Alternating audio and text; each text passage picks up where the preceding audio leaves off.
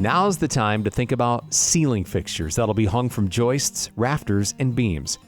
A very common fixture is a ceiling fan hung from the main ridge beam over the great room. Other common fixture locations are light fixtures above the dining table and ceiling fixtures hung to illuminate the hallway. All of these locations should be mapped out in advance and coordinated with your electrician. You'll need to run some of these wires prior to installing the wall and roof panels if you're not setting the panels off on first rips. So you need to determine not only where the fixtures are located, but also how the wires are run and where they will terminate.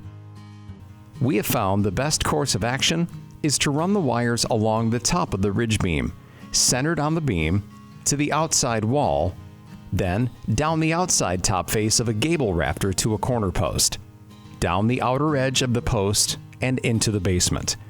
Take care to keep the wires as close as possible to the top or outer edge of the beam and post to prevent accidental damage from a screw while installing the panels later on.